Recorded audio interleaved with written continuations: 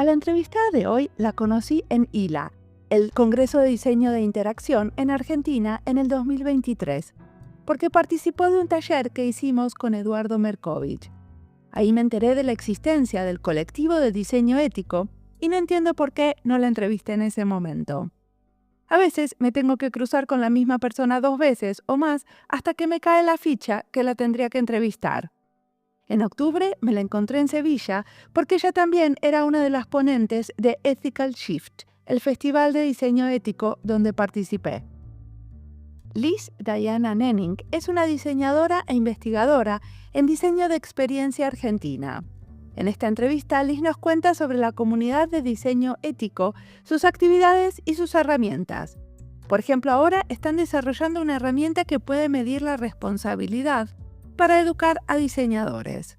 También hablamos de Más Mujeres en UX, un colectivo feminista de diseñadoras que abren espacios de aprendizaje de pares para mujeres y disidencias. Mi nombre es Mariana Salgado, esto es Diseño y Diáspora.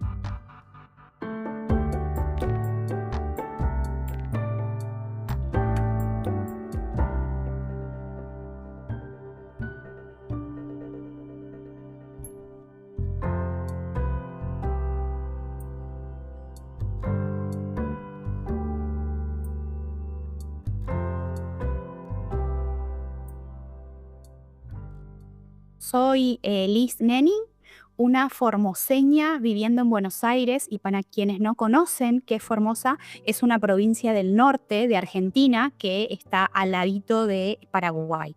Ya estoy viviendo en Buenos Aires hace varios años. Vine acá para buscar otras oportunidades, ya que en general en las provincias no hay mercado o industria de algunas profesiones, ¿no? Y en ese momento el diseño no estaba muy explotado. ¿Y qué estudiaste? Estudié diseño gráfico en Formosa, luego me vine para Buenos Aires y estudié diseño multimedia e interacción, y actualmente estoy cursando un posgrado de inteligencia artificial y transformación digital, con esto, ¿no? de que se vienen estos cambios, y no solamente para aprender a usar la herramienta, sino para entender un poco la teoría de detrás de qué es lo que sucede a veces en esta caja negra que dicen a veces de este tipo de herramientas. ¿Y dónde estás haciendo ese posgrado? En UADE, en una universidad de Buenos Aires, en el cual hice también mi carrera anterior, mi carrera de diseño multimedia e interacción, y la verdad es que tuve contacto con muchos profesores que me inculcaron lo que es UX, y que ahora es mi profesión, y estoy muy feliz con eso. Así que bueno, por eso decidí estudiar ahí. Además me facilita un poco el tema de trabajar y estudiar a la vez. Lo estoy cursando. Por ahora me gusta un montón y me está abriendo la cabeza de un mundo por ahí desconocido a veces para una diseñadora. Totalmente. ¿Tus compañeros de dónde vienen? Mira, soy la única diseñadora. Sí, hay contadores, hay desarrolladores, es variadito, pero bueno, soy la única diseñadora que mete ahí bocado hablando específicamente de UX en mi caso, porque soy UX Research. Estoy trabajando actualmente en el Banco Santander ya hace unos años, y fui migrando, ¿no? Mi carrera de diseño gráfico primero a UX, lo que sería del punta a punta, y luego me di cuenta que no, que lo mío es la investigación, estar en contacto con personas usuarias, profundizar en esa etapa. Bueno, estamos acá reunidas porque a mí me interesó mucho que tenés una red de diseño ético. ¿Por qué hacía falta fundar una red o un colectivo de diseño ético? Y mira, hace unos años, 2020, 2021, empecé a crear contenido de diseño ético porque me encontré con esa arista profesional, y me apasionó, y me di cuenta que también había otras personas que lo estaban haciendo, y empezamos a cruzarnos, ¿no? Particularmente Daniela Peñaranda, que estuvo en tu podcast hace un tiempo. Empezamos a cruzarnos, tuvimos reuniones, y entre idas y vueltas era, bueno, ¿qué hacemos? ¿Hacemos un video juntas? No, hagamos una comunidad. Y desde ese momento empezamos a gestar todo lo que es hoy Diseño Ético Comunidad, desde el 2021 que lanzamos la comunidad.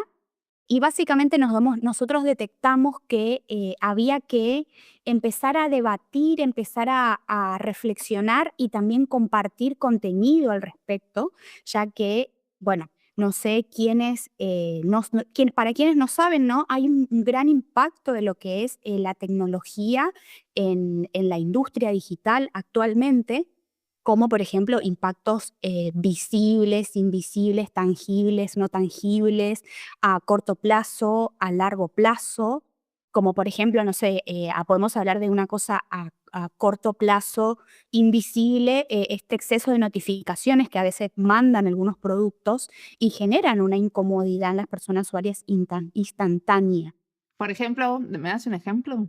Sí, hay una aplicación que vamos a hablar de marcas, pero de viaje, que está constantemente enviándote notificaciones todos los días, o a mí me da la sensación que es todos los días. A mí me genera incomodidad y hay muchos análisis en base a lo que es la salud mental de las personas y la falta de respeto a veces que tenemos como diseñadores de invasión hacia la vida o la organización de las personas. Y podemos hablar también de las redes sociales, ¿no? Que esto puede ser un poco a largo plazo y que es invisible, pero realmente la aparición de los algoritmos y que los monopolios de ideas son quienes te están mostrando qué ver y esto, bueno, va generando impactos a la sociedad misma, a generaciones, ¿no? Quien nació con una red social ya desde chico, gestó su personalidad, tiene muchos impactos que actualmente se está midiendo, ¿no? Entonces, viendo todo esto, empezamos a reflexionar la necesidad de tener un espacio donde poder investigar, concientizar sobre los impactos de la tecnología y aprender también, por supuesto, en el camino. Entonces, creamos esta comunidad con Daniela y desde ahí estamos iterando lo que es el equipo de trabajo. Somos personas de muchas partes del mundo. Hay personas que están en Buenos Aires, en el sur de Argentina. ¿Cuántos son? Creo que somos como 15 personas que estamos trabajando y vamos iterando. Primero éramos un grupo grande, después dijimos, bueno, es necesario que nos dividamos con objetivos puntuales, entonces se abrió un equipo de research, un equipo de eventos, un equipo de comunicación y un equipo ops. También en sus comienzos armamos un manifiesto y ese manifiesto nos permitió tener un norte claro para empezar a trabajar y ver también hasta dónde llegamos, ¿no? Nosotros, la mayoría, somos personas que trabajamos en UX y tenemos ese conocimiento y queremos experimentar ese rubro y todo lo digital, digamos. ¿Y vos en cuáles de estos equipos estás? ¿En el de investigación? Estoy en el equipo de research junto a Dex, liderando este equipo y tenemos varios objetivos. ¿Y qué investigan? Mira, te cuento un proyecto que tenemos que estamos muy emocionades, que nació casualmente en un taller que diste vos, Mariana, con Eduardo Merkovich en el Lila en ¿En el el 2023? 2023. Sí, gracias por esa ayuda. Que se hablaba un poco de las herramientas para poder entender y diseñar el mundo que nosotros queremos, ¿no? Un mundo futuro. Y la verdad es que ahí me llevé muchísimos accionables, pues ya venía como reflexionando, bueno, sí, pero ¿qué, no? La conceptualización del diseño, del bien, del mal, la ética, los impactos, pero muchas veces es difícil. Primero explicarlo de qué trata, luego aplicarlo en nuestro día a día. Entonces, con esta pata de diseñadora enfocada a lo que es research, ¿no? La investigación, estoy muy de la mano con datos cuantitativos y cualitativos. Entonces, reflexionando esto, que en la industria utilizamos métricas para poder medir o diagnosticar los procesos en los cuales estamos trabajando. Ya en el año atrás, ¿no? Esto cuando empezó a nacer lo que es una métrica en lo que es por lo menos la web, en los 90 que documentaban la página vista, luego en los 2000 ya se vio la necesidad de qué es lo que hacemos y por qué hacemos, también la aparición de Google Analytics, que entre muchas comillas democratizó esos datos en ese momento, a quienes podías ver qué es lo que estaba pasando en el detrás de escena de tu web. Y luego también lo que es la métrica de satisfacción, el CSAT, por ejemplo, ya pensando qué siente la persona ante una interacción. ¿Qué es el CISA? El CSAT es una métrica que mide la satisfacción de las personas usuarias en base a un producto. Entonces se suelen usar en contexto o se mandan por mail, dependiendo de la estrategia de medición, y se le pregunta a la persona, el más utilizado es una escala del 1 al 5, y vos decís, bueno, ¿cuál es tu nivel de satisfacción o qué, en cuanto a tal cosa, ¿no? Se recomienda usar un poco para productos globales, más grandes, no funciones, sino, por ejemplo, yo te digo, ¿cuál es tu nivel de satisfacción con pago de haberes? Supongamos, ¿no? Un producto. Y ahí se hace un promedio de este número y también hay un espacio de un comentario donde la persona usuaria puede dar un detalle del porqué de esa calificación. Y esas son herramientas que tienen los equipos para poder seguir iterando, ¿no? Seguir mejorando. Hay obviamente un enfoque metodológico que apoya todo esto, y también existen otras métricas por ahí que son un poco brújula para lo que serían objetivos y desempeños internos, como el OKR o el KPI, que te dan como un norte a seguir. Entonces, en base a eso, yo venía reflexionando y también nos llevamos accionables en ese taller que recuerdo que quedé totalmente así tipo wow, con muchas ideas. Y entendiendo este contexto de emergencia que te venía comentando, que está habiendo en el mundo muchos impactos, y podemos hablar larguísimo de estos impactos como para sumar algo más, el tema del medio ambiente también, del impacto, de la necesidad de trabajar en sustentabilidad digital.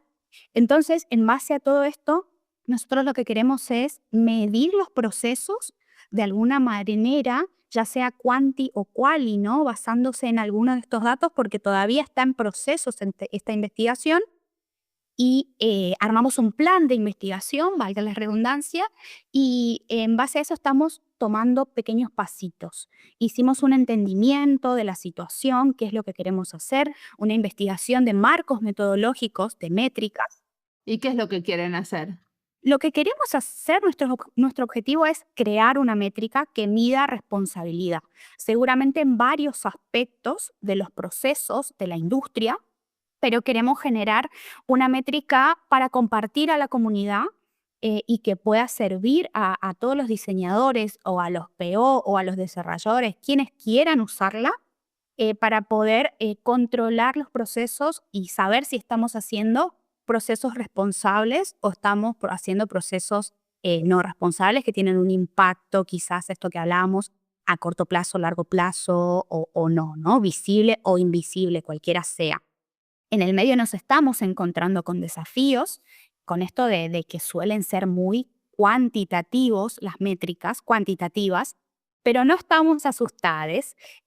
Vamos a ver qué pasa. Lanzamos una encuesta, primeramente al equipo de personas voluntarias, como pequeño MVP de lo que sería, luego el lanzamiento que también lanzamos hace poco hacia allá las personas usuarias, el objetivo, personas usuarias de la comunidad, perdón, estoy acostumbrada a decir personas usuarias y lo digo todo el tiempo, hacia la gente de la comunidad o de la industria digital, y bueno, estamos recibiendo respuestas.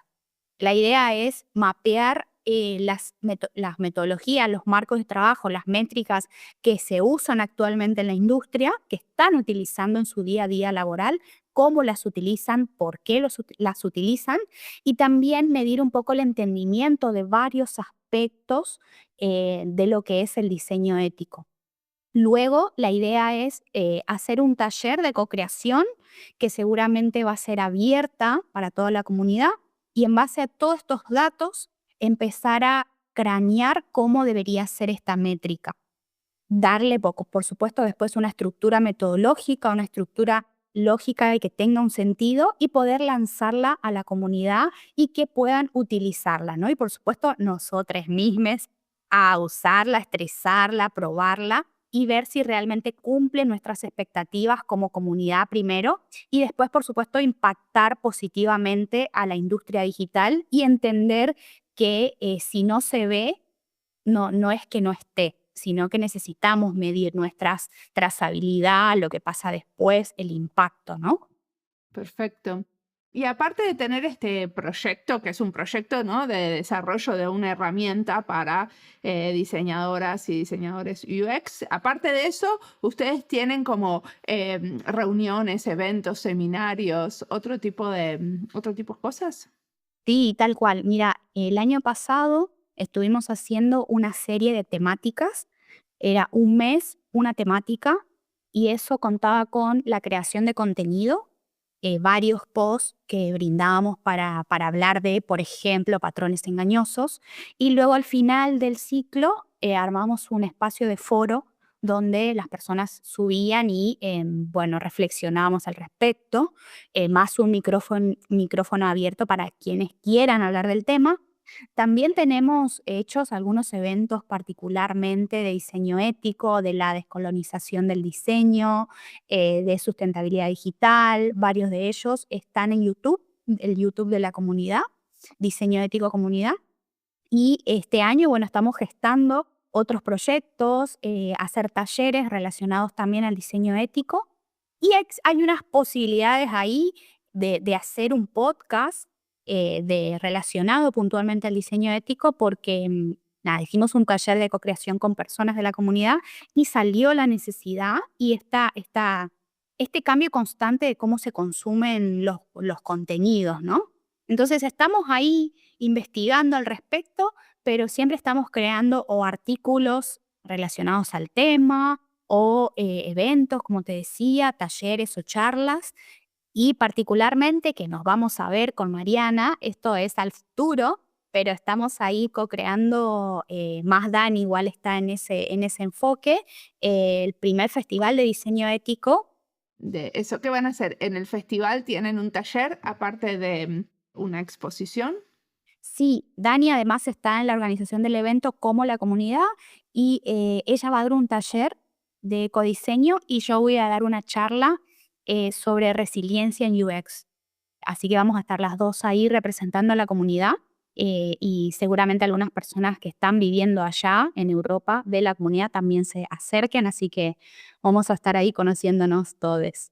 Perdón, ¿qué es resiliencia en UX?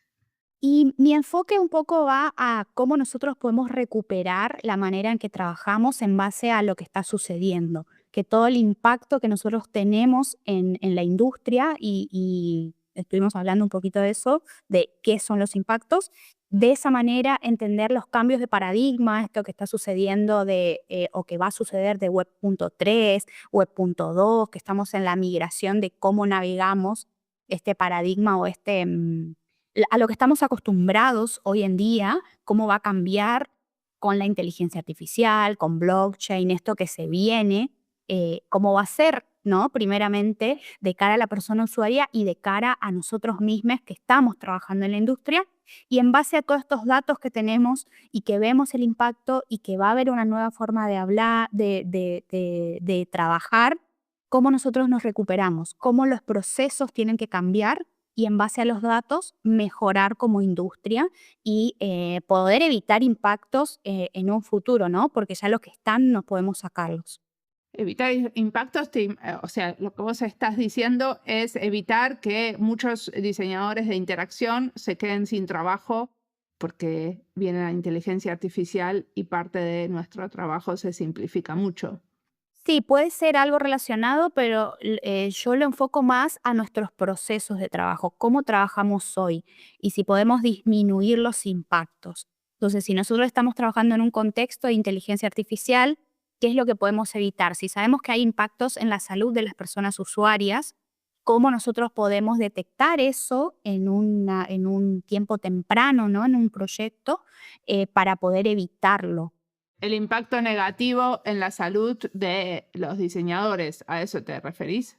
De los diseñadores y de las personas usuarias del producto, o sea, toda la trazabilidad. O sea, mejorar básicamente nuestras skills, nuestras herramientas, nuestro pensamiento crítico, nuestro pensamiento estratégico en cuanto a cómo tomamos decisiones que cada vez son más complejas. O sea, los productos son más complejos. Quizás en un futuro, no sé si cercano o lejano, ya no vamos a tener pantallas. Estamos viendo que estamos yendo un poco para esto. Entonces, ¿cómo desarrollamos, cómo diseñamos para la voz, por ejemplo, ¿no? Para los asistentes, que ya se está un poco enfocando y hay diseñadores que se están especializando en eso.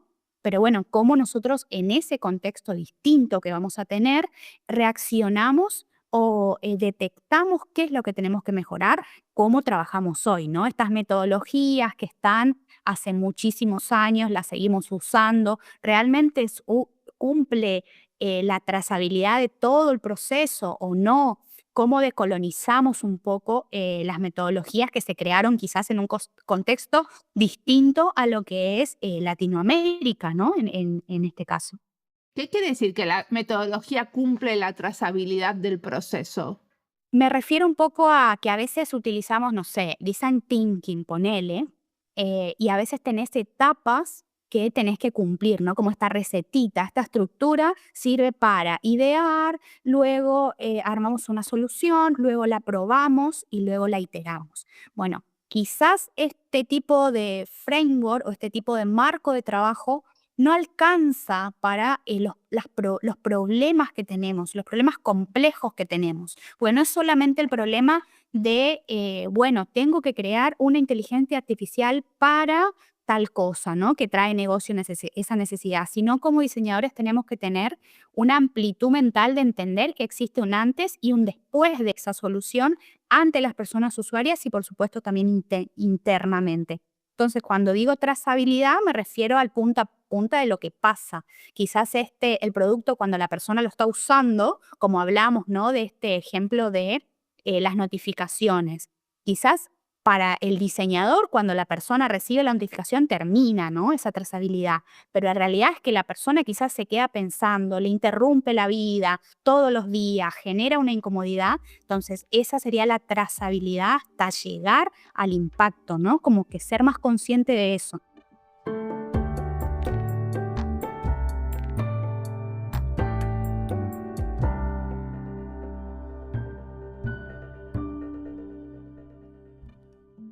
Esta entrevista es parte de las listas Diseño Inclusivo, Comunidades y Colectivos de Diseño, Diseño UX, Más Mujeres en UX, Diseño Feminista, Diseño con Perspectiva de Género y Argentina y Diseño. Las listas las encuentran en nuestra página web en la sección de recomendados en Spotify y en YouTube. Y si estás buscando algo y no lo encontrás, siempre te puedes comunicar conmigo. Liz menciona a Daniela Peñaranda. A ella la entrevisté en el episodio 275, donde hablamos de trabajar para asociaciones sin fines de lucro. Ella es una de las organizadoras del Congreso de Diseño Ético en Sevilla y en breve la podrán escuchar en un panel que grabé durante el Congreso, donde la volví a entrevistar. Cuando hablamos de impacto, sabemos que es muy difícil entenderlo y medirlo. Para mí es muy agradable esto de poder documentar en audio un proyecto que salió de un taller que hice hace un par de años para un congreso. Es parte de las semillas que vamos tirando y la mayoría de las veces no nos enteramos cómo crecen o por dónde. Muchísimas gracias, Liz, por venir a contarnos. Ahora sigamos escuchándola porque tiene muchísimo más.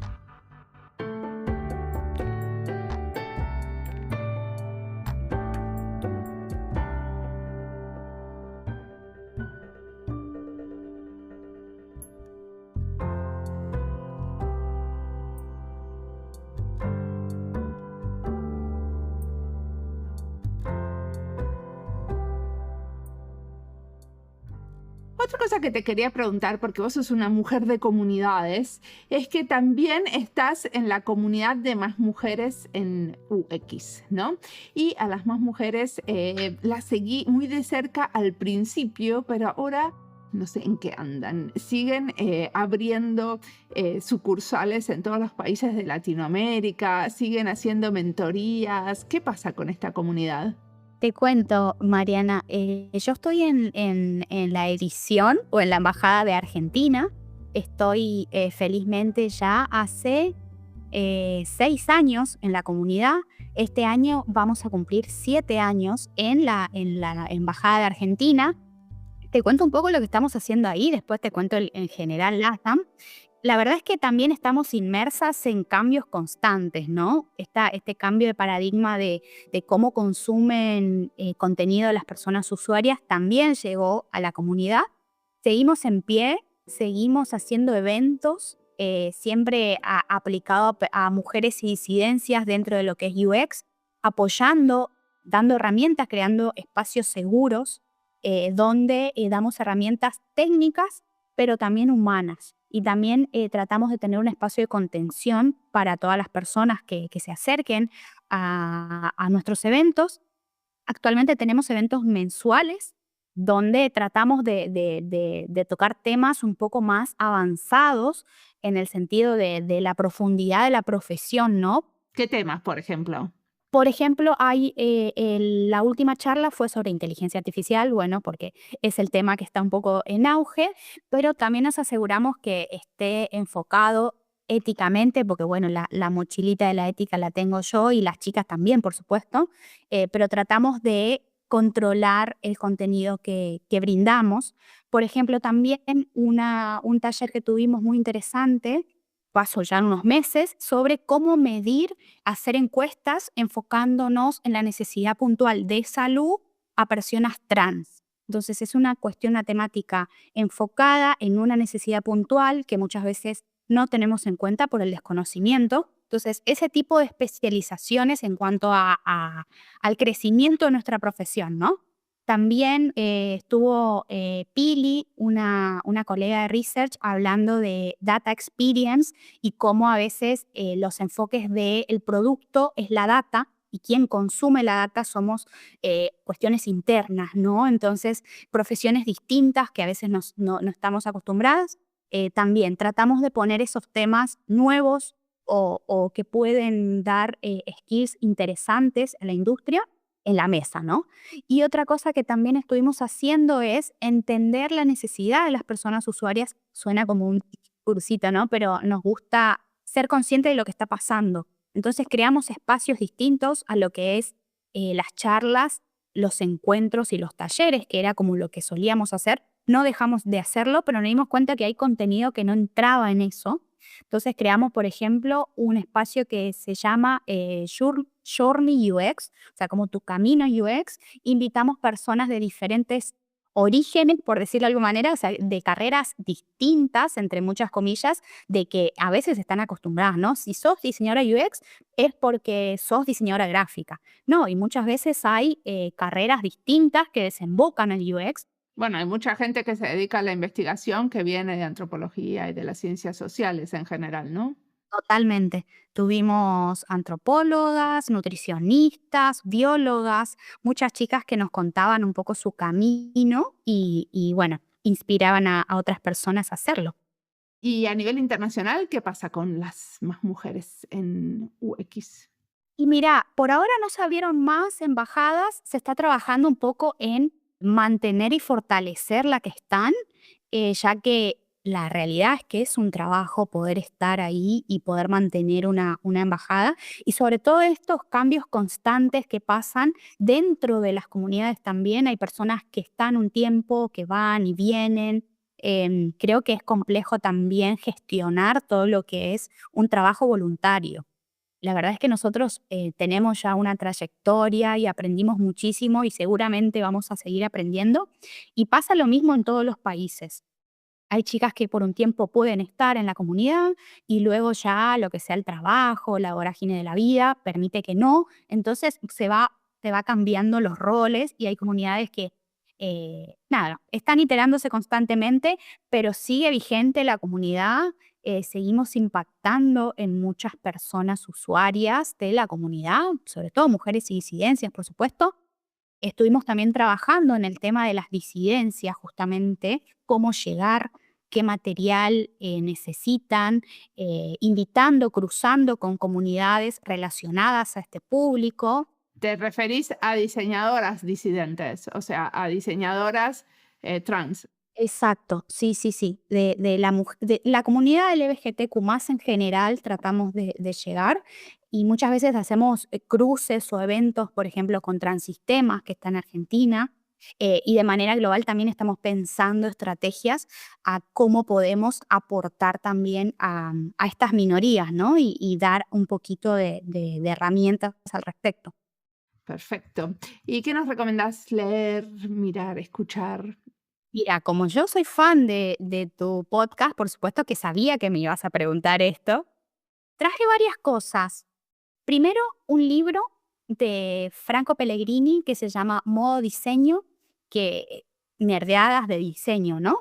Que básicamente habla de cómo podemos enfrentar desafíos desde una mirada de diseño, conceptualizando lo intangible, lo que es difícil a veces de conceptualizar para poder resolver problemas complejos. Y habla mucho de la vida cotidiana y la verdad es que siendo diseñador o no siendo diseñador, o diseñadora, por supuesto, o diseñadores, te ayuda a reflexionar y abrir un poco la cabeza en cuanto a la necesidad de abrir tus skills a una cuestión más sistémica. Y luego también recomiendo un libro que se llama Clima, de El gato y la caja, y está muy bueno porque hablan un poco de... Es el desafío de diseño más grande del mundo, dicen, ¿no? Lo que es el cambio climático. Y sí, la verdad que sí, hay muchos desafíos, pero es uno de ellos. Y está buenísimo porque en este libro hay muchos profesionales de diferentes áreas que reflexionan al respecto y también traen datos. Y creo que está bueno poder escuchar a personas hablando tan apasionadamente de estos temas. Y después también traje personas en las redes sociales, porque a veces, viste, estamos inmersos en algoritmos que te muestran lo que te quieren mostrar. Entonces, veamos a quién que querramos ver. Hay una persona que habla de tecnología y de una mirada no excluyente en Latinoamérica, que es Ofelia Pastrana, que es muy interesante el contenido que hace. Y también otra persona que divulga sobre tecnología con un enfoque ético más especializado en ciberseguridad, que es Emi Garzón. También, ambas dos en redes sociales, la verdad es que dan un contenido muy interesante. Y por último, te recomiendo un podcast que es Hijas de Internet, que son unas chicas de México que hablan de cómo la Internet puede ser más segura, diversa e inclusiva. Y son chicas jóvenes, ¿no? No por hablar de edades, sino como en su contexto hablan de cómo ellos nacieron, ¿no? Con Internet. Entonces, cómo les afecta y traen datos muy interesantes y cómo poder disminuir ese impacto de nosotros mismos, ¿no? De nosotros mismos, no como diseñadores, sino en el uso. Así que, bueno, esas son mis recomendaciones. Disminuir el impacto en este caso, ¿qué sería? Por ejemplo, ellas hablan de la seguridad en el uso de Internet. Ponele, ¿cuáles son las acciones que vos tenés que tomar para poder cuidar tus datos personales, por ejemplo? Entonces, que no haya filtraciones de datos, que podamos entender las fake news, cómo poder asegurarnos que es un dato correcto, este tipo de medidas para poder disminuir los impactos negativos. Capaz que yo me gusta mucho decir impactos negativos, pero es como un poco lo malo que tiene Internet o los que nos puede afectar a las personas que estamos usando habitualmente esa herramienta, ¿no? Que muchas veces no nos damos cuenta y no diferenciamos este tipo de interacción que tenemos habitualmente con estas cosas que pasan. Perfecto. ¿Y el futuro de estas comunidades? ¿Cómo lo ves? Buena pregunta. Yo creo que el futuro es, yo espero que las comunidades sigan estando, se vayan iterando y se vayan adaptando a lo que sucede en la industria, en lo que sucede con las personas, con lo digital y sobre todo seguir manteniendo este espacio humano de apoyo y de contención y de aprendizaje constante que tienen.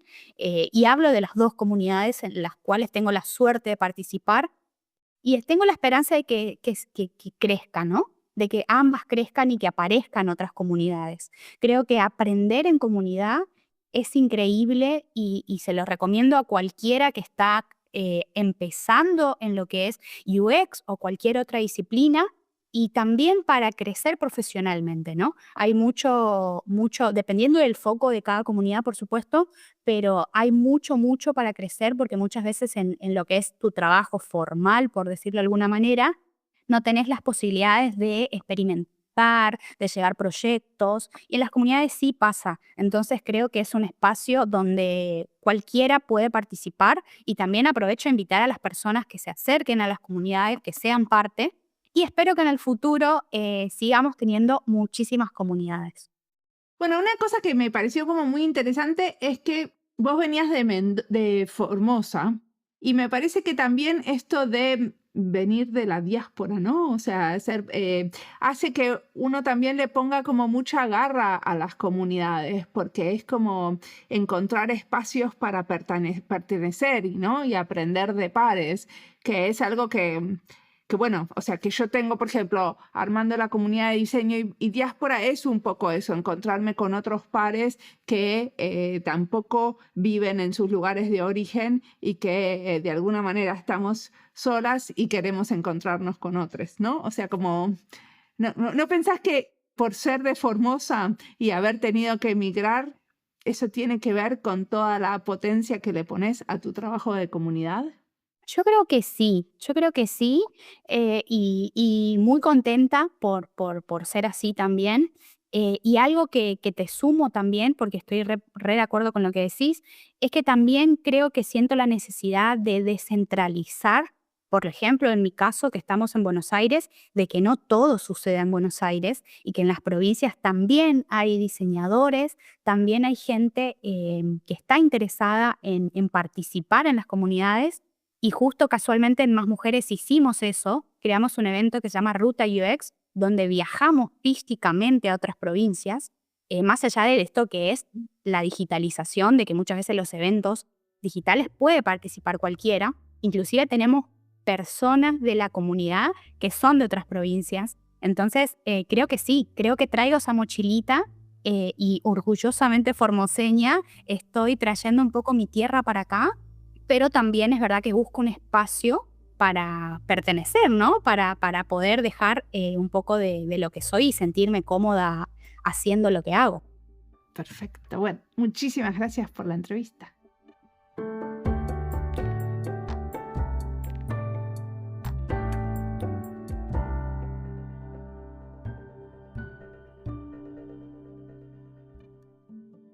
Liz es una activista que le pone mucho esfuerzo y ganas al trabajo en comunidades de diseñadores. Admiro mucho a la gente así, que en vez de mandarse sola, pone esfuerzo en el grupo, en lo colectivo. Y estos grupos o comunidades, tanto la de diseño ético como la de Más Mujeres, son espacios de aprendizaje de pares a lo largo de la vida.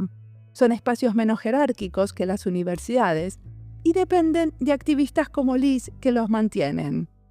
Nadie tiene sueldo acá y todo depende del trabajo voluntario. No es fácil, pero es apasionante.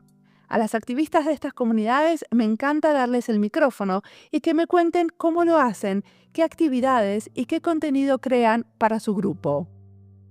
Invierto mucho de mi tiempo en comunidades de pares.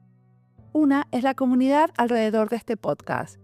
Pero también soy coordinadora de la red de diseñadores que trabajan en el sector público en Finlandia, donde somos más de 500 personas y tenemos una vez por semana reuniones online desde hace muchos años, más de 7. Esto me lleva bastante tiempo. Aparte, soy parte de los diseñadores por el medio ambiente en Finlandia. Este es un grupo más chico de 15 personas, pero muy activo, donde pensamos cómo fortalecer la sostenibilidad desde nuestro rol como diseñadoras. Acá también empecé a colaborar desde que trabajo en ICOS, la infraestructura de investigación de la Unión Europea, que mide y observa los gases de efecto invernadero. Quería entender más qué hacen mis colegas comprometidas con la adaptación y la mitigación al cambio climático. Estas comunidades a veces están relacionadas con las universidades y a veces no. Para mí, que trabajé tantos años en la universidad, es vital trazar estos puentes, entender y promover estas colaboraciones. En las comunidades de pares están los diseñadores, los hacedores, que apuestan a la educación constante, que están activos, pero en su mayoría ya no son parte de espacios formales de educación, como las universidades. Entrevisto a gente de la universidad y a los activistas de estas comunidades para el podcast. Y también construyo colaboraciones y proyectos donde las comunidades, los profesores y los estudiantes se encuentran. Muchos de los paneles que grabo en conferencias suceden en universidades. Crear momentos de encuentro es parte de permeabilizar y abrir ambos grupos, los de profesionales en práctica y los que están alrededor de la universidad. El podcast también sirve para esto.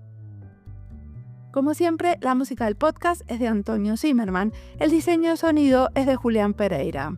Este podcast está publicado con licencia creativa común con atribuciones. Esto fue Diseño y Diáspora. Pueden seguirnos en nuestras redes sociales en YouTube, Instagram, LinkedIn y Blue Sky o visitar nuestra página web diseñoydiaspora.org. No olviden recomendarnos y recomendar nuestros libros. Nos escuchamos en la próxima.